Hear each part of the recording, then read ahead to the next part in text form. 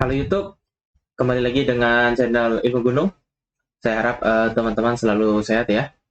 Oke, pada sesi kali ini teman-teman, saya akan membahas tentang yang namanya trading balas dendam. Ya, jadi topik kita pada sesi kali ini adalah trading balas dendam. Oke, sepertinya ini adalah topik yang mungkin beberapa teman sudah sangat menunggu, ya, karena balas dendam di trading itu sudah seperti kebiasaan yang selalu terulang, ya, selalu terulang gitu. Jadi kayak memang sudah seperti tren, ya, gitu. Jadi semua trader mengalaminya, semua trader pasti mengalami perasaan balas dendam. Oke, baik itu yang sudah pro ya, sudah senior, baik pun yang sudah profesional tetap pernah mengalaminya, gitu. Maupun yang baru mulai juga pasti mengalami, bahkan sering. Oke, jadi di sesi kali ini saya akan mengupas sedikit, saya akan melakukan yang namanya penguraian logika, ya, dari istilahnya gejala balas dendam, ya, yang sering trader alami. Ya, jadi saya harap teman-teman mungkin akan apa ya, saya bilang memahami kenapa sih balas dendam it happen gitu, bisa terjadi. Sometimes seperti ini, teman-teman. Ya, kita harus paham bahwa balas dendam, ya, itu sangat erat kaitannya dengan emosional. Oke, jadi balas dendam adalah perasaan emosional, ya. Maka dendam itu sebenarnya adalah perasaan kesal dasarnya, ya. Jadi awalnya sebelum orang itu mengalami yang namanya revenge, ya, sebelum trader itu revenge, ya, dia akan mengalami kekesalan dulu, teman, ya. Kekesalan, perasaan kesal, ya. Dia akan mengalami kekesalan, ya. Jadi dia kesal. Kenapa dia kesal? Karena dia merasa loh, gitu loh. Loh, ada istilah loh tuh maksudnya kok tidak seperti ini gitu loh. Ya, saya coba gagal lagi. Saya coba seperti ini, nggak cocok lagi. Ya, jadi trader itu kebanyakan merasa kesal itu ketika bukan pertama kali biasanya. Itu mungkin yang kedua dan yang ketiga setelah dia mengalami mungkin kerugian. Anggap aja gitu. Ya. Jadi bukan kerugian yang pertama biasanya orang itu kesal. Ya, tapi setelah mungkin dia melakukan 1 kali, 2 kali, 3 kali setelah kerugian pertama. Jadi setelah dia melakukan misalnya 3 percobaan dan hasilnya itu adalah loss, ya, kita punya loss pattern. Ya, jadi hasilnya adalah loss, loss, loss, LLL. Nah, di yang ketiga inilah perasaan kesal muncul. Kesal dong, mikir, loh, kok nggak benar-benar, gitu loh. Kok nggak pernah benar? Kapan benarnya? Gitu loh. Walaupun misalnya yang ketiga dia bilang, oh, saya padahal sudah menambahkan indikator favorit saya, kok masih loss? Kesal dia, ya. Terus dia coba lagi setelahnya. Jadi perasaan kesal itu muncul sedikit saat itu, masih berupa pertanyaan, ya. Kok nggak berhasil? Kok gagal terus ya? Nah, masih berupa pertanyaan, ya. Jadi konteksnya pertama, kekesalan masih berupa pertanyaan, ya. Akhirnya dia coba lagi, dia gagal, dia coba lagi, dia gagal. Nah, di sini timbullah apa? Keraguan-raguan, teman-teman. Keraguan-raguan, kenapa dia mikir gini? Loh, minggu lalu saya pakai metode ini, saya pakai strategi ini, saya gunakan indikator ini, berhasil.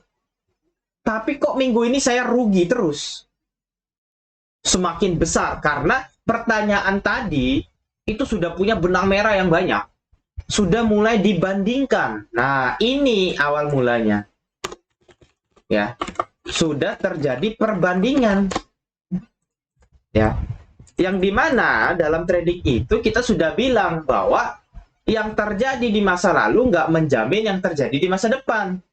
Kalau teman-teman itu main judi, ya, main domino, main apa, teman-teman itu kan sadar kalau teman-teman memprediksi masa depan dan teman-teman merasa saya pasti menang, ya, teman-teman itu berarti kan berjudi, ya. Itulah perjudian namanya.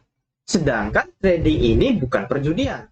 Ya, itu akan saya bahas di sesi yang lain. Ya, kenapa? Karena trading ini kita nggak bisa bilang, saya kemarin menang 10 kali, hari ini harusnya saya menang menang lagi loh.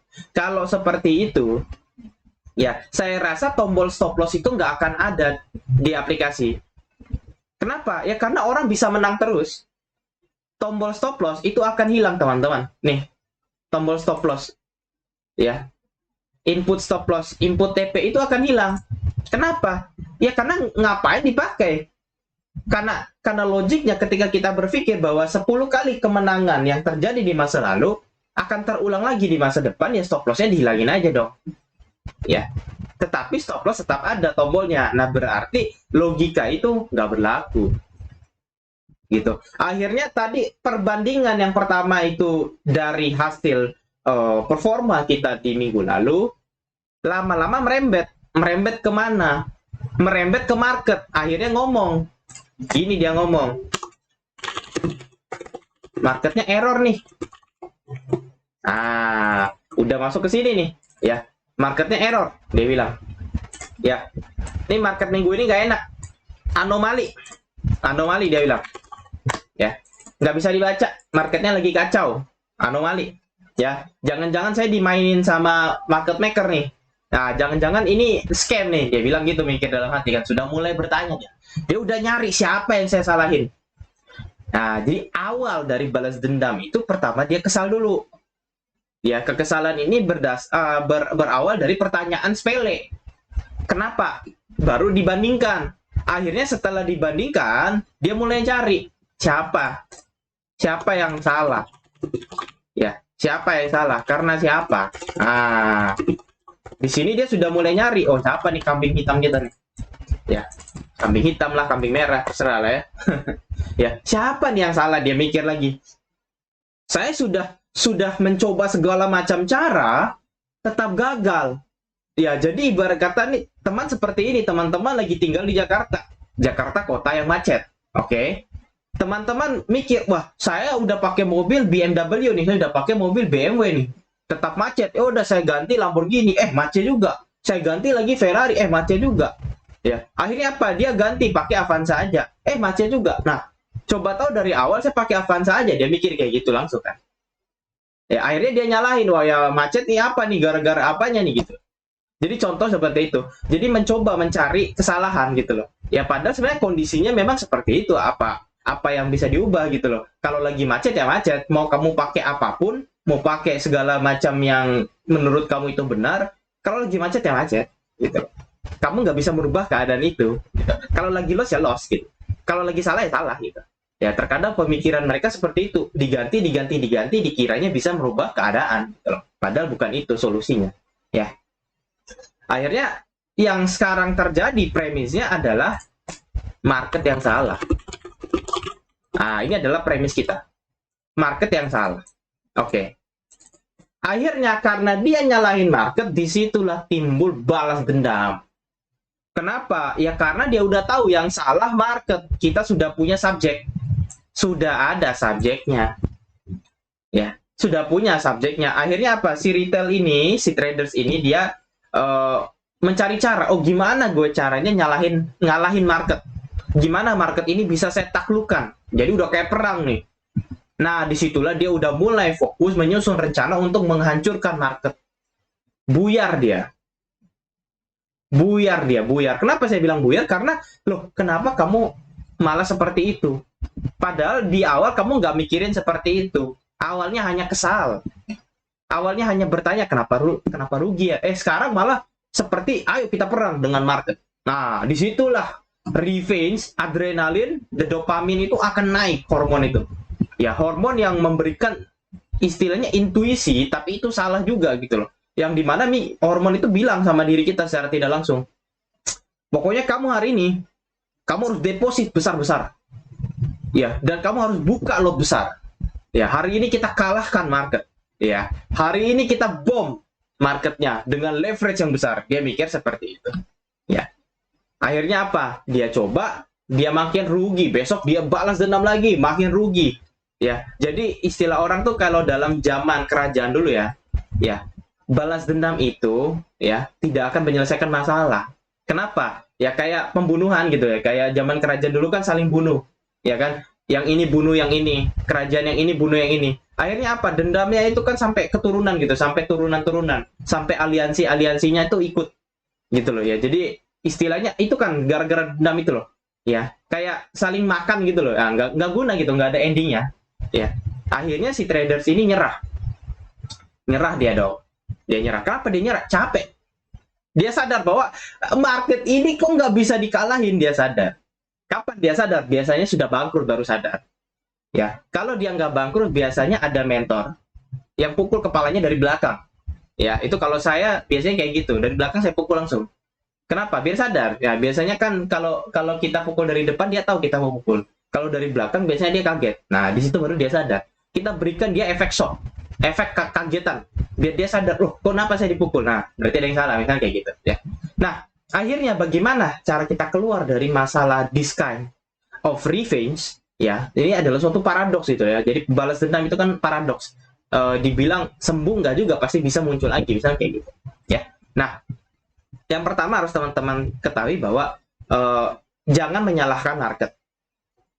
Ya, jangan menyalahkan market. Itu solusi pertama ya. Kenapa? Karena begini teman-teman ya, kita harus berpikir realistis. Kata kuncinya adalah realistis. Ya, realistis. Kenapa kita harus realistis? Karena kita tujuannya adalah dewasa. Oh, maksudnya apa? Gini. Kata salah ya adalah kata yang digunakan oleh orang yang nggak menerima kenyataan, nggak menerima keadaan. Salah nih, nggak bener nih. Ya, nih misalnya teman-teman ada meeting, tiba-tiba hujan, mikir, Tuhan nggak bener nih, Tuhan salah nih, turunin saya hujan. Ya kan, berarti Tuhan nggak ridho nih saya cari rezeki. That's wrong. Itu kata salah itu salah. Ya, dia nggak realistis, dia nggak dewasa. Ya, kenapa? Ya, karena dia belum menerima kenyataan, belum menerima keadaan aja. Tidak menerima kenyataan dan tidak menerima keadaan. Dia tidak menikmati itu. Ya. Jadi kalau kita melihat dari perspektif realistis, ya, kata salah ini harus saya ganti. Saya ganti dengan apa? Saya ganti dengan siapa. Ya, siapa? Siapa apa? Siapa yang bertanggung jawab. Nah, saya lebih suka menggunakan kata ini. Siapa yang bertanggung jawab? Why? Karena tanggung jawab itu ya adalah suatu proses, adalah suatu keberanian yang tidak semua orang punya. Dan trader harus tahu itu. Ya. Jadi ketika kita nanya siapa yang bertanggung jawab, langsung kita sadar, loh, saya. Ya, diri kita sendiri. Loh, yang bertanggung jawab ya diri kita sendiri ternyata, bukan market dong. Kenapa? Lo market ini diam. Market itu nggak ada nyuruh kita buka posisi, teman-teman. Nggak pernah. Ya, nggak pernah market itu suruh kita buka posisi. Ini buktinya saya nggak ada posisi. Ya, kalau saya mau buka, saya tinggal pencet new order, baru saya entry, sell atau buy. Market nggak pernah nyuruh. Market gerak-gerak aja. Market is just visual. Market is just graphic. Market is just representation dari transaksi para manusia gitu loh. Ya, para partisipan yang ada di pasar gitu loh. Jadi yang bertanggung jawab diri kita sendiri. Seperti kita ke pasar, kita mau beli ikan, mau beli ayam, misalnya mau beli daging, mau beli apa, ya kan? Nah, market itu, pasar itu kan buka aja. Pedagangnya ya dagang aja. Alasan kamu mau beli, urusan kamu mau beli, nggak beli, urusan kamu mau beli di si A, di B, ya kan, urusan kamu mau lihat-lihat doang, urusan kamu mau datang lagi nanti sore baru beli, ya terserah kamu. Pasar tetap buka, pasar tetap ada yang jual, tetap ada yang beli. Gitu loh. Kalau kita nyalain pasar ya berarti kita tidak realistis. Kalau kita nggak realistis, kita nggak akan pernah dewasa. Ya, jadi teman-teman saya harap paham tuh ya alurnya tadi ya pembicaraan kita. Kenapa saya ngomong seperti ini? Kenapa kita menjelaskan ini seperti ribet banget gitu? No, it's not complicated. Tapi dampak dari ketidaktahuan ini yang complicated. Kenapa? Kalau sudah loss besar, teman-teman akan stres. Kenapa? Ya karena nggak tahu cara balikinnya gimana. Ya, menjaga saja nggak ngerti, apalagi mencari yang baru gitu istilahnya, menambah yang baru. Ya percuma gitu. Teman-teman aja udah gagal gitu. Teman-teman aja sudah dipermainkan emosionalnya gitu. Ya, dan itu yang bahaya kan. Bisa kena mental. Ya, akhirnya ngutang dan segala macam itu. Ya. Jadi logiknya adalah begini. Ya, ketika orang balas dendam, dia belum paham bahwa sebenarnya tidak ada yang salah. Ya. Tapi pertanyaannya adalah siapa yang bertanggung jawab atas kerugian itu. Ya. Kalau dia sudah paham, oh, diri kita sendiri sih, gitu. Yang buka posisi kita. Ya, yang tentukan entry kita. Yang analisa kita. Kalau analisanya orang, ya terserah. Itu berarti kamu dari situ udah salah berarti. Ya, yang punya duit kita. Market nggak pernah nyuruh kamu deposit. Nggak pernah. Saya nggak pernah melihat market itu nyuruh deposit. Ada tulisan deposit hari ini, nggak ada. Broker yang nyuruh mungkin. Sekuritas yang nyuruh. Tapi market nggak pernah. Market jalan-jalan aja. Ya, akhirnya kita sadar, oh iya ternyata ya, untuk menghilangkan perasaan balas dendam, kita harus punya pikiran yang realistis. Ya, punya pikiran yang realistis sehingga kita bisa menjadi trader yang dewasa. Yang dimana jika trader ini sudah dewasa, dia akan bertanggung jawab penuh terhadap keputusan yang dia ambil. Ya, atau kalau teman-teman sulit memahami ini, saya kasih satu analogi. Ya, saya anggap ya, loss itu sama dengan kerikil. Ya. Jadi teman-teman itu seperti sedang naik kendaraan dari titik A ke tujuan. Nah, di jalan ini pasti ada kerikil. Pasti ada hambatan. Ya, tapi saya tanya ke teman-teman, ya, rata-rata orang kalau kena kerikil ya dia jalan lagi. Kena kerikil nih, aduh kerikil gitu loh. Aduh, misalnya bannya misalnya kayak licin gitu, atau bannya kayak bunyi misalnya, tek, kena kerikil gitu ya. Kayak istilahnya bunyi ban itu kayak seperti ditusuk-tusuk tuh, kayak kalau lewat kerikil kan, gitu bunyinya nggak enak. Nah, tapi teman-teman lewat juga gitu, ya kan, lewat ya udah lanjut lagi. Kenapa? Karena sepanjang jalan kerikilnya banyak. Ya kan, walaupun teman-teman pakai jalan tol misalnya nih ya, jalan tol gitu, jalan bebas hambatan, tetap pasti ada kerikil, tetap ada pasir, tetap ada batu-batu kecil. Tapi teman-teman jalan saja. Jadi trading kenapa nggak kayak gitu kita jalaninnya? Ya, kalau kita sudah punya tujuan, ya jalan saja. Kerikil nggak apa-apa. Karena sepanjang jalan pasti banyak kerikil, jadi kita nggak bisa kontrol itu. Masa sih kita turun dari mobil, kita berhenti, kita turun nih, kita bersihin, kita sapu. Nanti ketemu kerikil, sapu lagi loh. Loh kalau kayak gitu, ujung-ujung kita nggak nyampe ke tujuan. Kamu sibuk ngurusin hal sepele. Gitu loh. Ya, yang bisa kamu lakukan yang pertama adalah kamu tetap konsentrasi, tetap hati-hati, nggak usah ngebut, itu aja kan. Saat kamu melewati kerikil, ya kamu pelankan, kamu turunkan kecepatan kamu. Pelan-pelan, hati-hati, takutnya kepleset. Tabrak beton nanti. Itu aja kan. Nggak harus kamu turun terus kamu jalan kaki mobilnya didorong. Ngapain? Ya, that's logic. Ya, oke. Jadi saya harap ya teman-teman di sini yang ikut channel Ilmu Gunung ya, yang sudah menonton video-video saya, punya mindset yang lebih baik dan jangan sampai teman-teman terjebak ke dalam yang namanya trading balas dendam ya, atau perasaan balas dendam ke market. Ya, karena perlu teman-teman ketahui bahwa ketika kita menyalahkan sesuatu, tapi kita tidak tahu apa penyebabnya, maka sebenarnya kita sudah kehilangan esensi dari apa yang kita lakukan selama ini. Jadi, kita nggak ngerti kita ngelakuin apa, terus kita nggak ngerti penyebabnya apa. Nah, itu kan buat apa? Berarti teman-teman nggak cocok trading. Gitu loh. Kenapa? Karena trading nggak untuk semua orang. Ya, trading ini nggak untuk semua orang, teman-teman. Ya, resikonya tinggi, rewardnya juga tinggi. Tapi resiko bisa kita atur, tapi banyak orang nggak mau ngatur resiko. Nah, kemudian trading ini bukanlah suatu proses bisnis yang instan. Teman-teman harus melewati proses dan pengalaman, yaitu jam terbang. Ya, jadi teman-teman itu nggak bisa kayak kalau orang itu bypass gitu loh. Ya, instan langsung. Bisa langsung seperti ini, nggak bisa. Teman-teman harus melewati the process, the steps, ya, dengan baik. Dengan baik, kata saya itu dengan baik, bukan dengan cepat, dengan baik, dengan tepat. Kalau cepat-cepat, nanti nggak ada esensinya.